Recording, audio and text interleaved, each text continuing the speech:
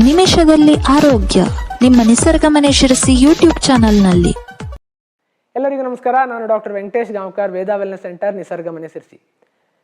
ಡಾಕ್ಟ್ರೇ, ನಾನು ಹಲವಾರು ವರ್ಷಗಳಿಂದ ಕ್ಯಾಲ್ಸಿಯಂ ಮಾತ್ರೆಗಳನ್ನ ತಗೊಳ್ತಾ ಇದ್ದೀನಿ. ಇನ್ನೂ ಎಷ್ಟು ದಿನ ತಗೊಳ್ಬೇಕು, ಇದಕ್ಕೆ ಪರಿಹಾರನೇ ಇಲ್ವಾ ಅಂತ ಹಲವಾರು, ಅದರಲ್ಲೂ ಮುಖ್ಯವಾಗಿ ಮಹಿಳೆಯರು ಕೇಳಿದ್ದಾರೆ. ಈ ಒಂದು ಕ್ಯಾಲ್ಸಿಯಂ ಮಾತ್ರೆಗಳನ್ನು ಕೆಲ ದಿನಗಳ ಕಾಲ ತಗೊಂಡ ನಂತರ ಇನ್ನು ಮುಂದಿನ ದಿನಗಳಲ್ಲಿ ನೀವು ಆಹಾರದಲ್ಲೇ ಅಷ್ಟೇ ಪ್ರಮಾಣದ ಕ್ಯಾಲ್ಸಿಯಮನ್ನು ಗಳಿಸ್ಕೋಬೋದು. ಸೊ ಅದು ಯಾವುದರ ಮೂಲಕ ಅಂತ ಹೇಳಿದ್ರೆ, ಕ್ಯಾಲ್ಸಿಯಂ ಸೂಪರ್ ಫುಡ್ ಅಂತಂದರೆ ಅದು ಎಳ್ಳು.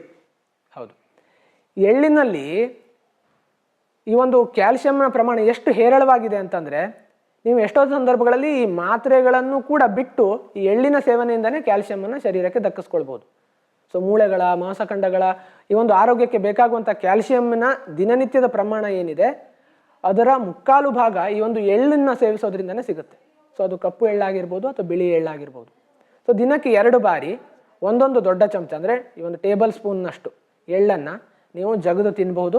ಅಥವಾ ಅದರ ಜೊತೆಗೆ ಒಂದು ಸ್ವಲ್ಪ ಬೆಲ್ಲವನ್ನು, ಅದರಲ್ಲೂ ಮುಖ್ಯವಾಗಿ ಜೋನಿ ಬೆಲ್ಲವನ್ನು ಮಿಶ್ರಣ ಮಾಡಿ, ತುಂಬ ಜಾಸ್ತಿ ಪ್ರಮಾಣದಲ್ಲ, ಸ್ವಲ್ಪ ಟೇಸ್ಟಿಗೆ ಅದನ್ನು ಮಿಶ್ರಣ ಮಾಡಿ ತಿಂತಾ ಬಂದಲ್ಲಿ ಇದು ಕ್ಯಾಲ್ಸಿಯಮನ್ನು ಹೇರಳವಾಗಿ, ಅಂದರೆ ನಮ್ಮ ಶರೀರಕ್ಕೆ ಎಷ್ಟು ಅವಶ್ಯಕತೆ ಇದೆಯೋ ಮಾತ್ರೆಗಳ ಒಂದು ಎಷ್ಟು ಕ್ಯಾಲ್ಸಿಯಮನ್ನು ಕೊಡ್ತಾವೋ ಅದಕ್ಕಿಂತ ಹೆಚ್ಚಿನ ಪ್ರಮಾಣ ಕ್ಯಾಲ್ಸಿಯಮನ್ನು ಕೂಡ ಈ ಒಂದು ಎಳ್ಳು ಕೊಡುತ್ತೆ.